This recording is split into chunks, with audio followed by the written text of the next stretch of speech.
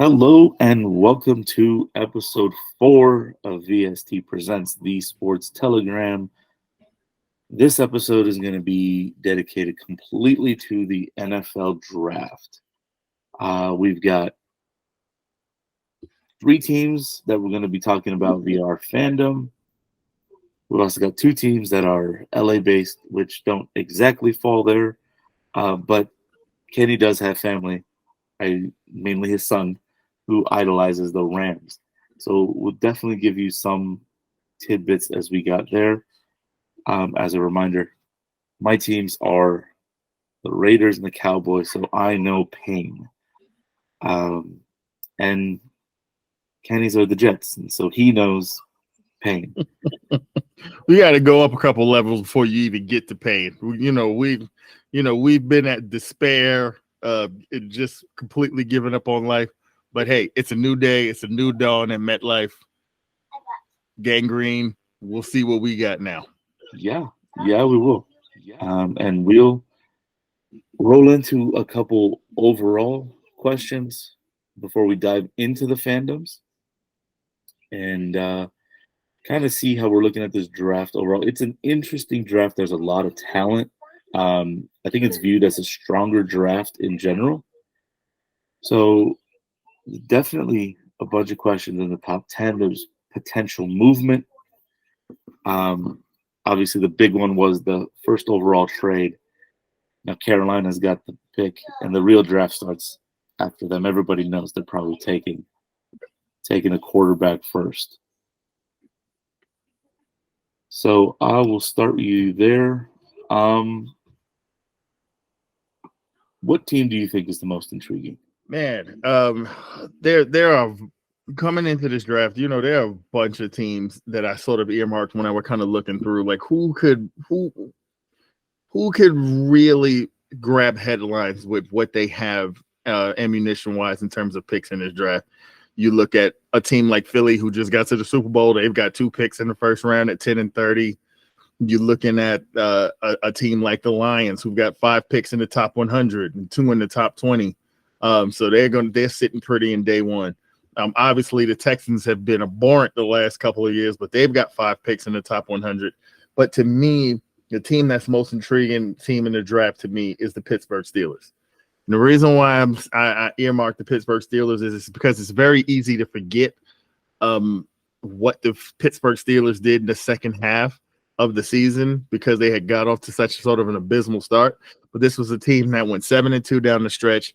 Kenny Pickett looked a lot better towards the end of the year to kind of give you hope that he was the right pick for that franchise in terms of being the next guy after Ben Roethlisberger to get them back to championship prominence.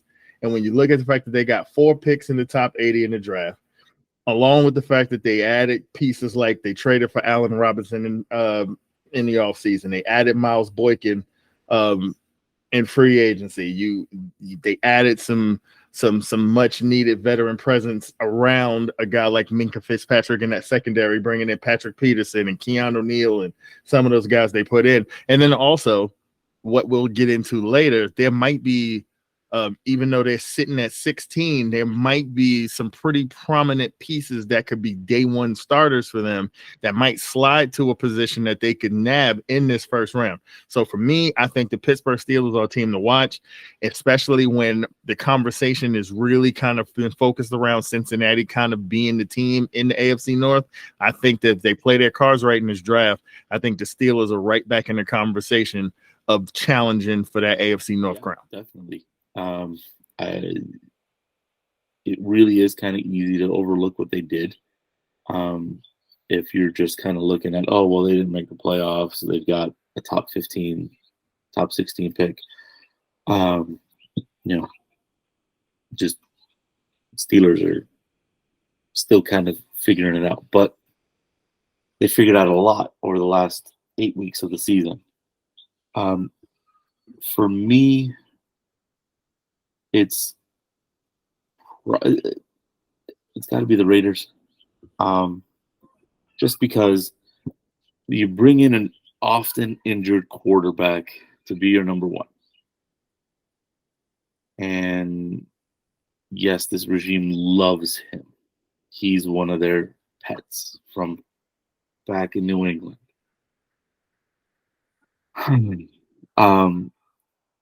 But do you pick up a quarterback to be his backup? Do you bring in another veteran to be the backup? You have all these holes on defense and in your offensive line. And how do you plan on addressing all of that? Because if you come out of this without addressing those holes, now you're no better than you were the year before. And you have a lot of things that you have to answer for. When I look at this team, the question is how do you plan on addressing those holes? Because you didn't address them during free agency.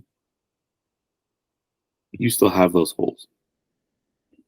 Are you going to do something in the draft? And are you going to find enough people to plug in these holes on day 2 and day 3? I don't know. We'll see. Yeah, because when you look at what the Raiders have done, and when you look at their offseason in totality, yeah, you're like, okay, you traded away one of legitimately a top 3 tight end in the sport. You sent him to the Giants. You haven't committed long term to your running back, who's proven himself worthy of a second contract at this point. So if you're the Raiders fan base, you're looking around and you're saying, what is the plan? Like, what are we doing going forward? Okay, yeah, you brought in some expatriates. We see what you're doing. You're trying to make us Patriots West. But just trying to follow what Bill Belichick doesn't necessarily mean success. Me as a Jets fan, one of the reasons why I'm chuckling right now is who from the Belichick coaching tree has proven that Belichick's way of doing things works outside of having Tom Brady. Nobody's proven it yet. So Raider fans want to see what the plan is, and hopefully by the time we get to the end of this draft, we will have seen some semblance of the direction that this franchise is going, because they play in such a tough division. Yeah. And if you don't do something to figure out how you're going to compete in this division, you're toast. Yeah. Toast. So on that, I'm going to go from intriguing team to most intriguing prospect. I'm going to jump in on this one first. For me, it's 3 quarterbacks, and they're the older ones in the draft. You've got Jaren Hall at BYU, who's, if he doesn't go on day 2, he definitely goes on day 3. If someone stretches for him, they probably take him in the 3rd. I think he's more of a 4th-round prospect. And then you've got the curious ones of Hendon Hooker and Stetson Bennett. These are 2 quarterbacks who are 25 and 26 respectively. Stetson Bennett was amazing in Georgia, and Hendon Hooker, when he got hurt, had more questions. But typically, we see if a quarterback doesn't click early in the NFL, he clicks later. We've seen it.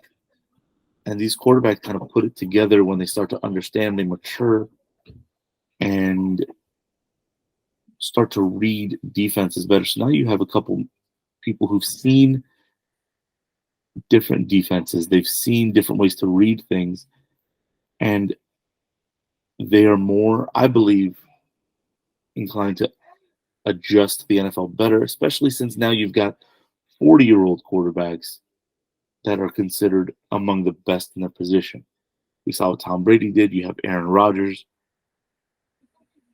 Can these 3 prove to be that next wave and potentially change the way people are looking at the quarterback position, and not necessarily jumping at a, Richardson from Florida, who only had 13 games of experience, but is insanely athletic and potentially talented? Could this be a changing of the guard? Yeah, I agree. I was right there with you in terms of looking at those quarterbacks, especially Hendon Hooker. I think Hendon Hooker would have been in that conversation of being a top 10 pick because of how he played at Tennessee this year. Obviously, injuries are always going to make you slide down the board. But the fact of the reality is we were having conversations about this kid being in the mix for the Heisman with what Tennessee did with him at the helm this season, with some of the big wins they put together, and he looked like an NFL, a bona fide NFL prospect throughout the season until he got hurt. But where I'm going to go in terms of most intriguing prospect for me in the draft is I'm going to go Nolan Smith, the linebacker from Georgia. He didn't play a lot this season. I think he got hurt very early on. I think he tore his pec, so he didn't really figure into the defense towards the end of the year. But the way he looked at the combine just sort of reinforced to me what I had seen out of that kid for the last couple of years at Georgia. And he really did give me vibes of being a guy who may slide into the league and become a Micah Parsons type player that you can line him up on the edge, because he showed at the combine he had the speed, but he also had his power on full display. You saw that this could be a kid that you can line up inside, line up outside. He's got better zone cover skills than you would think. That kid might get into the league. He might not go in the top 10, but he's going to slide somewhere between that 10 to 20 range, and he's going to be a kid who might figure into rookie of the year conversation right away, depending on the situation that he falls into. I know I've heard that D'Amico Ryans has been looking at him and would love to get his hands on a Nolan Smith. And when the Texans come back around at 12, I think if he ends up there, that'd be a perfect situation for him, because who better than to learn from one of the better linebackers of the last 25 years, and someone who has proven himself to be a great defensive coach, is why when you look at what San Francisco did under him the last couple of years, and now he's going to take the helm in Houston, I think Nolan Smith has the opportunity to prove that he was a draft steal going outside of the top 10. If he does indeed go outside of the top 10, because there may be a couple of teams that saw him and may want to nab him earlier than that. But I think Nolan Smith is the most intriguing prospect because he's not being talked in that same category with Will Anderson and Tyree Wilson and Jalen Carter. But I absolutely think he's in that class with those gentlemen, and I think he might end up being the best out of the four. Moving from the intriguing ones, as we both agreed, Hooker's pretty intriguing. Which player do you believe will probably go higher than projected? For me, this one is a no-brainer, especially when you look at where the conversation has started to move over the course of the last few days, especially. Absolutely, I mean, coming out of the combine where he kind of sort of reinforced his workout, just sort of reinforced what we already knew about him. And I think that this gentleman is going to sort of break the conventions of the last few years in terms of where you take a running back, and it's got to be Bijan Robinson. Because to me, when you look at what he has the potential to be coming into the league, at a time in the NFL when the running backs have been devalued in terms of you don't want to commit to one long term. Look at what's going on with Josh Jacobs in Vegas right now, where he absolutely deserves to get paid, but we just don't know because you don't pay running backs a premium anymore. There's conversation around Derrick Henry leaving Tennessee because maybe he's outlived his value in terms of what he deserves to be paid as to what an organization would want to put into you at that position. Now you've got a guy who absolutely no one is saying anything other than this could be a guy who could not only be a bell cow, but because of his speed, his power, his ability to catch the ball out of the backfield, this is a day one starter who could absolutely turn an offense around on day one. Yeah, these guys normally you wouldn't even start talking about running backs until you get into the late teens, the early 20s, if you're even drafting in the first round. But this kid is so special that I believe that someone's going to get antsy and be worried that he's not going to be there. I'm waiting for them in the end of the first round, and I think someone's going to jump up potentially in the top 10 and grab him. I wouldn't be surprised if the Falcons took him at 8. I wouldn't be surprised if the Cowboys got scared because now they don't have Zeke. And there's questions about Tony Pollard's health when he comes back. Is he going to be the same? I can see the Cowboys jumping up to go grab him. I think that there's going to be a big move on Bijan Robinson, and don't be surprised if you see him go well before the mid of the first round, I think he might actually go in the top 10. All right. Yeah, and he's one of the ones that I think is probably going to go higher. He could go top 10. But you know what? He also could slide if people believe that they don't want a running back in those positions. One position that is always kind of in need, and this guy stood out to me, is DJ Turner from Michigan. He could sneak his way into the first round. You know, there's going to be a lot of defensive backs taken. And it's possible that he could see his way jump into that upper half if people keep devaluing, you know, certain positions like the running back. But there are teams that need D. You know, Detroit has 2 picks. So if they go offense with their first pick, by the time they get to their second pick, Turner might be the best option at cornerback. And they're looking at potentially taking a cornerback. So there's a chance that Turner jumps into that top 15, top 20 range. Otherwise, I do see him being as a bottom of the first, maybe second day kind of guy. He is definitely one of the more intriguing ones to me in terms of players on the defensive end that could jump. And in jumping, we'll switch to sliding. And for me, like I said, I could see Bijan sliding into the back half of the first round. Again, because teams might not want a running back. If he does slide into the 20s, don't be surprised if the Cowboys jump on him. It's a very Jerry Jones thing to do, take a flashy player. And there's other options that could happen that are flashy.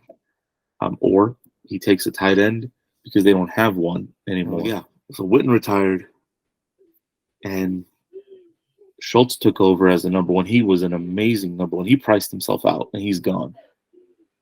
So, you know, I wouldn't be surprised if, you know, Michael Mayer is around then, they take him. But we'll get more deeper into that as we go. We're talking sliding, and so Bijan could. The other one that could potentially slide if things skew a different way is CJ Stroud. I can see him falling out of the top 10, maybe even out of the top 15, because once you get out of those first 5-6 teams, no one is really looking for a quarterback. And at number 7, I don't think CJ Stroud would fit what the Raiders are looking for. So he could slide out and then just go all the way down. Well, I'll start there. I do think there is potential. There is potential for Stroud to slide, but I'll tell you this, and I mean this with all sincerity from the bottom of my heart. If you are a black 4 or 5-star quarterback, don't go to Ohio State. Just don't go to Ohio State, because now we're seeing the same things happening with CJ Stroud that we saw happening with Justin Fields, where all of a sudden now, where did all of this last guy in, first guy out stuff come from? This is we're seeing a repeat of history where this kid, you could not tell me, yeah, maybe you want to debate the merits of whether he's better than Bryce Young. Fine, I'll give you Bryce Young. Bryce Young has been an undersized player at that position since he was in youth football. If you saw what he did at Mater Dei, if you're out here in LA like we are, you see how it translated at Alabama. You see the potential there. Fine, Bryce Young is the first guy, but ain't no way in hell you telling me Will Levis, Richardson, any of these other guys hold a candle to CJ Stroud, and there's absolutely no reason why he shouldn't be the next QB off the board. No one should be coming off the board before him. Yes, Anthony Richardson might have this incredible ceiling, but CJ Stroud's floor is the penthouse. He should be the second quarterback off the board. I think he's going to make some teams look really stupid if he does slide. But staying in that same vein of guys that we thought were going to be can't miss, like top of the draft picks, the biggest potential for a slide to me has to be Jalen Carter, especially when you look at where we were at the end of the college football season where the conversation was, okay, if the Bears are there at number 1 and they didn't trade out prior to the DJ Moore thing, okay, you've got your quarterback. Are they going to take Jalen Carter, or are they going to trade out? That was the conversation, because he can't miss the number 1 talent in this draft. But then when you look at the things that started to develop off the field that he was a part of, when you look at that terrible ass workout he had on his pro day, where he had gained 15 pounds from the NFL combine to his pro day, and he looked terrible. Obviously, there were a lot of circumstances surrounding that. I might have put on 15 pounds too if I was worried I was going to go to jail when the stuff around that case was developing. So yes, maybe that was just a young man who was in a terrible headspace, and maybe after he puts all of this behind him, he'd be ready to roll. But you know how it works in these rooms, in these GM rooms, when you're talking about investing millions of dollars in a young player, because if you are a first round pick, you are slotted to make a lot of money. And at this point, because of the rookie wage scale, it is guaranteed. Are you paying full guaranteed money in a top 10 slot to a guy that you might have general concerns about his maturity, about his off the field behavior? Now, because of how he looked at his pro day, are we worried about his work ethic? Is he a guy that's going to coast on just his natural ability as opposed to actually what is his leadership ability? That might cause him to slip. And there are certain sort of benchmarks every year when you look at the draft and how it plays out, where certain teams are looking at quarterbacks. Teams are looking at linemen, especially in a draft that is particularly strong on the offensive and defensive line and side of the ball, where teams won't be wanting to take a risk on somebody when they feel like they have something surefire they can take there. There are certain points in this draft, and especially within that top 10, if he slides past Detroit at 6, if he gets past the Raiders at 7, if he gets past some of these teams that are right there sitting in that 6 to 10 range, we know the Jets are going to be looking at O-line. We know Green Bay and forget who sandwiched in between them there's going to be a run on offensive line, because there's so many great guys who you can plug in day one and play. Then you start to ask yourself, where does this guy fall? I don't think he'd fall past Pittsburgh at 16, which is one of the reasons why I have Pittsburgh as one of the intriguing teams in this draft, because boy, if Jalen Carter falls to them and then you can plug that kid next to Cam Hayward on that D-line, Joe Burrow, look out. So that is, he's not going to be like an Aaron Rodgers who's just sitting around for 3.5 hours on night 1 at the draft and have to come back for day 2. But I do think there's potential for him to go sliding down into the teens, maybe even into the 20s, depending on how worried teams are. We're going to find out tomorrow night just how worried some of these teams were about what baggage he might bring off the field.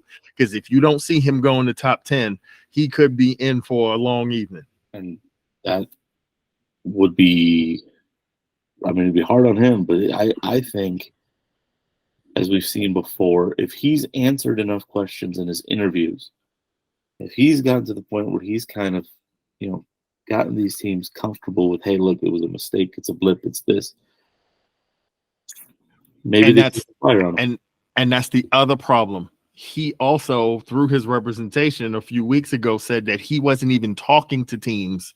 If you weren't in the top 10, he wasn't even talking to you. So that already is a little bit, to me, of a red flag, because you might be trying to protect your status as a top 10 pick, but what happens if these teams in the top 10 decide that they don't want to take a flyer on you? Now it's a guessing game, and I don't think that we should. I don't think that you should play with your career in that way, because the details around that case were worrisome enough that people would want to ask what your involvement was, what you learned coming out of the back end of that, how you're going to change those behaviors when now you have millions of dollars and more temptation and more opportunity to get into stupidity once you become a professional and no one's holding your hand. So I think that was a bit of a miscalculation on his part to do that, and hopefully it doesn't bite him in the behind on the in the end. Yeah. Yeah. And we'll wrap the general draft with which team do you think is going to have the more drastic trajectory change coming out of this draft? And for me, the big one that stands out is Detroit, because they've got those 2 first-round picks. They've got a bunch of picks throughout the rest of the draft, and they've got some holes to fill, but they have a game-managing quarterback. He's not going to be the game changer. He's not going to, but if they can give him enough weapons, he can start to change the trajectory of this team. Before then, they go, we need a better quarterback. And that is, to me, a big one, especially because their division is winnable. And this quarterback showed when he was with the Rams that he can win a division. He can get you to the playoffs. He can win a game in the playoffs. So I think the Lions have a chance to kind of shore up around him, which will then put them in that upper tier. And then they just got to beat the Vikings, who are their bugaboo. Yeah, so for me, I'm going to stay right there in that same division, and I'm going to go with the Chicago Bears. I think that just based on what has happened around them, I have questions about who Minnesota is going forward, and what you're going to get from Kirk Cousins going forward. I have questions about what Green Bay is going to be now, having to adjust to life without Rodgers. I mean, we're going to find out this year if Jordan Love really is the answer, and they're going to spend this offseason and in this draft sort of trying to start in the process of building around this young man to see exactly what they have. The Lions are on the come up, but they still have holes to fill. I think that losing Jamal Williams, moving on from Jeff Okudah, they're going to have to sort of fill those roles of people who were of guys, seminal guys who were important to the culture change and what they did last season in Detroit. So for me, when I look at all of what that is in the NFC North, there's opportunity for the Chicago Bears. Maybe not. That's why when we were talking and pre-production about the genesis of this question, I looked at the Lions and I looked at, quite frankly, like my Jets and what they did last year with their draft and hitting on all of those picks. And it allowed them to sort of start to build a young core that is going to allow them to be competitive in the AFC East for the foreseeable future. I think the Bears have an opportunity to sort of do the same thing coming out of this draft with having 4 picks in the top 100. If you hit on 3 of those 4 picks, or if you use a couple of those picks to move up and find yourself a difference maker, you can continue to build around what Justin Fields showed you that he had the potential to be special. So you have to continue to nurture that and build around that. I think Ryan Poles is one of the smart young GMs in the NFL now. And I think that they're going to put the pieces around them to make the Bears competitive, because the one thing the Bears have never had is a difference maker at the QB position. We've seen them get to the Super Bowl with Rex Grossman and a great defense. We know the monsters of the Midway, but it's interesting and intriguing to see now with having a guy who might be a legitimate QB1 and could be a top 10 quarterback in this league. If you build around him, can they wrestle the NFC North away from Green Bay and Minnesota, who have been at the top of that pack for so long now? It's going to be an interesting thing to watch. And I'm going to roll that into 2 local teams that we got here in LA. The interesting thing here for me, and I'll start with the Rams, is even though they don't have a first-round pick that they gave to Detroit, they have 11 picks starting in round 2 through 7. They've got 2 third-rounders. And that's really intriguing, because in the second and third round, you can actually find difference makers. you can find a player you can plug in on day one. In the 4th round, you can even find sleepers that are better than first round picks, and that's happened plenty of times. So I think the Rams have an interesting path. They've got some interesting choices to make. Maybe they package some of those picks and move up, get another second rounder. At that point, now you're talking about an even more effective draft. So there's options. There's definitely things that can do that make the Rams intriguing. And then the Chargers, what do they do with their first round pick? Is there a running back they take? Because Eckler wants out. I think he wants out because they don't want to pay him. Mm-hmm. But what do they do? Because they've got options. And heck, if Bijan Robinson falls to them at 21, I think they jump all over him. We talked about him potentially being a slide candidate because people don't really value running backs as much. So what do the Chargers do? And these are the two big questions for me: is are the Rams going to move up and kind of use that draft capital, or are they going to stand put and just try to refill a bunch of holes that they created because of their cap issues after chasing their Super Bowl? They don't regret it, not one bit. But now they've got some questions. You traded to get a couple. Sorry, you traded a couple difference makers. Do you use all of it to rebuild your depth? And the Chargers, do you trade Eckler during the draft and then try to replace him? Some interesting moves. Yeah. So when you look at starting with the Rams, they keep saying it's not a rebuild. Sean McVay decided not to step away when a lot of people thought that he might be leaning towards stepping away from coaching for a little bit. He decided to stick around. They're saying it's not a rebuild, it's a redesign. And I can understand that sentiment when you look at the fact that this is a team or just a year removed away from winning a Super Bowl. You've still got Aaron Donald in the fold. You've still got Matthew Stafford in the fold. Presumably, you're going to get Cooper Kupp healthy. So you've got your 3-headed monster, which is a lot more than a lot of teams would sign up for that to sort of kind of build around. They've got a lot of holes. They've lost a lot of pieces, even from the team last year. And like I said, now you're talking about Jalen Ramsey's gone. He's in Miami. You're talking about what's going to happen with this Cam Akers situation.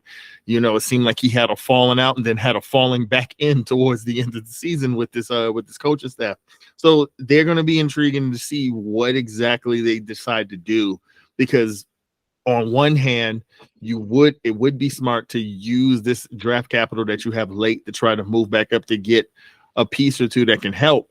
But at this point, the Rams need more than just one or two pieces. The play for them might be to just invest in your scouting department and see if you can use every last one of those picks to sort of fill your roster out, a la the Patriot style the last few during their heyday, when they wouldn't trade up as much. They would just find those gems that they could plug in and play and be useful. As far as the Chargers are concerned, to me, this is the first season where you look at the LA Chargers and you look at Brandon Staley and Justin Herbert, and now there's a real sense of scrutiny and focus on they have to get it done. Coming out of what happened to them in Jacksonville in that playoff game, now you have Austin Eckler saying that he wants out because he wants to get paid.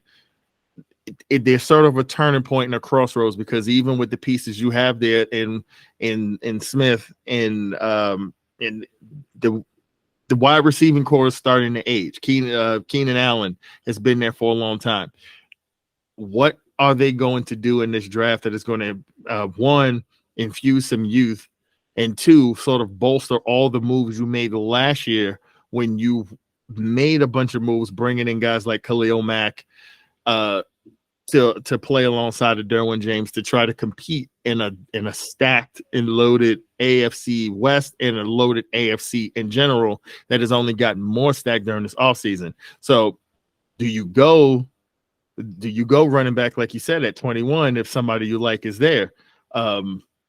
Or do you take one of these tight ends because it's a tight end rich draft? Then if you're going to go tight end, which one do you take? Do you go Mayer? Do you go Dalton Kincaid, which a lot of people think that might be where they're leaning? Or do you go the kid from Georgia who might be a little bit of a product but has potentially the most dominant upside of the three? So it's going to be intriguing to see what they do with that first round pick. I think they're going to go offense because you have to continue to invest in Justin Herbert. You used free agency to try to bolster your defense last year. I think this draft they're going to go heavy offense because, like I said, they got to infuse some youth because they're starting to age in positions, especially at wide receiver. Yeah, and I mean they made some decisions at wide receiver that shipped out a couple of good pieces that were on the younger side. And now they're going to have to fill that hole. So there's that. Now with the LA teams done, we're going to jump into fandom. I think I'm going to let you finish because you got some interesting things coming out on the Jets. So I will jump into Dallas and Vegas. Still weird trying to say Vegas. I was about to say Oakland. But, I mean, they've been in Vegas for a couple years now. Got to get used to actually saying that. I'll start with the Raiders. That number 7 pick, we touched on it a little bit when we were talking about quarterback. Do they go quarterback and pick a project like Richardson? Now, typically, yes, I would say that's a Raider thing to do. You're in the top 10. You got to make the splashy pick. You take the quarterback who's a project and you put him in behind your oft injured veteran. And does he get supplanted like Garoppolo was supplanted in San Francisco? Well, I mean, if he stays healthy, then the answer is no. But he's got to prove he can stay healthy. Or do you go defense and take a Christian Gonzalez from Oregon? Maybe take a Witherspoon. There's definitely some defensive options for them. They need a cornerback, especially like we were talking about AFC West. You need a corner so that way you can tell Justin Herbert and Patrick Mahomes, I dare you to throw it. I dare you to throw it because he's there, I don't know. And I look at it and I go, I could see, and the reason I have these questions is because I don't necessarily trust this regime yet. To me, watching the way they handled last offseason as brand new, I saw them handcuff a Raider legend. And that's me trying to be objective. Because you have a quarterback who had proven with his secondary numbers that he was actually really, really good.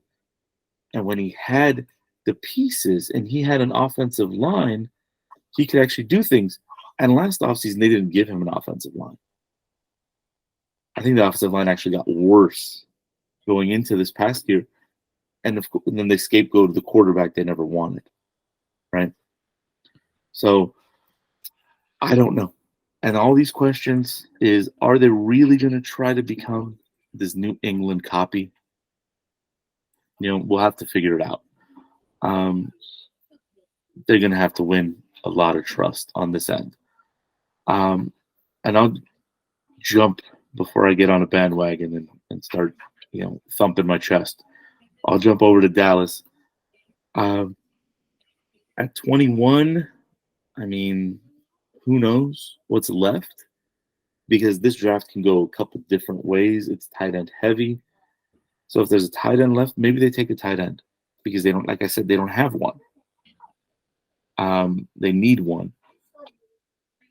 Heck, if Bijan Robinson's available, they jump on him because that is very, very much a Texas thing. I mean, this Dallas team will do it. It's shiny, it's exciting, and yeah, they're going to jump on it. And at that point, it's like tight end be damned. We'll pick up somebody off the scrap heap and figure it out. But, that's something they could do. Or do they pick up a linebacker or an edge rusher and place him outside of Micah Parsons? Personally, I say that's what they should do. Because you can find a serviceable tight end kind of later in the draft. You don't need to go first round.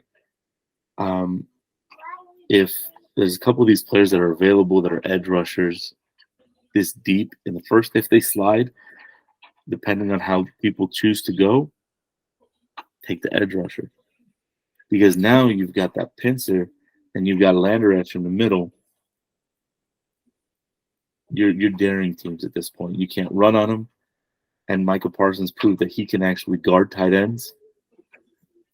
So you got a pick your poison defense. And again, I believe if you have a pick your poison defense, you take the pressure off that offense. And now they're not trying to do too much. Yeah, it's funny. You're right, because Bijan Robinson is sitting there for the Cowboys that they're taking him. If that guy would have slid to 26, here's an official prediction. Bijan Robinson does not go past 26, so he will not get. Buffalo, Cincinnati will not get a chance at him, because if for some reason everybody lost their damn mind and he's still sitting at 26, they are absolutely taking that kid. But I don't think he's going to be there. What I will say, a name that I would look out for you guys at 26 with the Cowboys is the running back from Alabama, Jahmyr Gibbs. I could see them jumping at him too. I think that'd be a bit of a stretch at that point, but I could see them taking him because they'd be worried he wouldn't be there the next time around. A big physical running back. He's the kind of guy that they would plug in and be like, okay, he's the change of pace for Tony Pollard, because obviously Pollard's going to get the bulk of the work and finally get a chance to be the true RB1. But they might look at that kid from Alabama and say, all right, he's the change of pace. He's the guy that's going to smash. He's the smash mouth part to the Thunder and Lightning. They might stick back there. Or if Bijan is gone, if my guy from Notre Dame is there, they're going to jump on him. They're going to jump on Michael Mayer if he's there. And hell, it's the Cowboys. Like we talked about, they like flashy people. That kid from Georgia, that giant of a human being, that Donnell Jackson that went to the combine and was running 4.5, 4.4 40s, they might jump on him too. But in terms of my team, this is going to be a bit of a subdued draft for us, obviously. Now, having made this trade, I think the Jets we only have 5 picks in total in this draft. Which, you know what, we're okay with that, especially coming off of what we did last year, hitting on all 4 of our early picks. What we were able to do, getting Breece Hall at the top of the second round. This entire offseason is not about the draft for the Jets. It's about what we did a couple of days ago in getting Aaron Rodgers.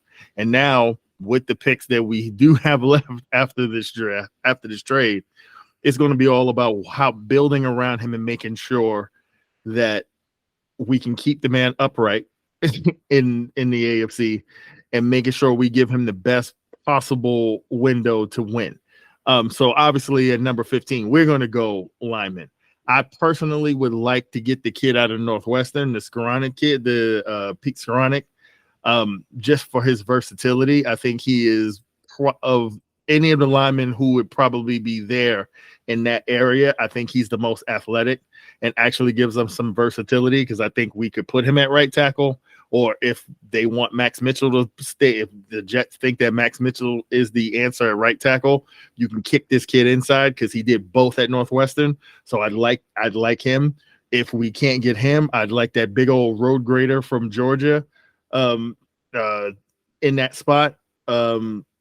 Or the kid from the Paris Johnson, I think his name is, the kid from Ohio State at that spot. I'll take any of those 3. And I think that we'll get one of them. Having moved from 13, I feel like guaranteed us our pick of those 3. I think now, having slid back to 15, we'll get whatever's left. And hey, for Aaron Rodgers, that was just a sacrifice you had to make. So hopefully Mekhi Becton can come back healthy and slide back to left tackle like we wanted him to. And we can kind of sort of build on the interior of this offensive line. I like that we bought Connor McGovern back as our center. So I think that we're ready to roll. So for me, this is the first draft in a long time that I'm like, oh, this is what it feels like to be a good team who we're not sitting here like, oh God, we have to draft a guy who's going to change our fortunes. Our fortunes hopefully have already been changed. So now we're just sort of adding to this pool of pieces we already have. When you had the offensive and defensive rookie of the year from the year before, I think that buys your war room a little bit of a leeway to like, hey, we trust whichever direction you guys want to go. And hopefully we just fill out that offensive line. Maybe add another receiver if somebody's there in the second or third round that could, to add to that receiver room. But I think the Jets are ready to go. So next year might be a different issue because, like I said, if that 2 turns into a 1 and we don't have a 1 next year, we'll be revisiting how well that worked out depending on how we do this year. But for this year, I'm excited. I'm ready to roll. I'm ready to see where this thing takes us. And I mean, that's fan bases all across this country. Every fan base is excited about how this is going to turn out. And we can rest easy come the weekend or rest nervous because what the hell did this team just do? So on that, thank you for watching. Thank you for listening. As always, please hit that like button, subscribe. We are dropping these more and more as we go.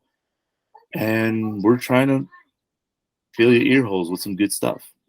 Yeah, thank you for watching. Thanks for listening. Just to piggyback, let's like and subscribe, leave comments. We read all those things. We'll incorporate. We got some things down the pipe coming later that'll be a little bit more interactive in terms of our comment section and our social media feed. So thanks everybody for listening and peace.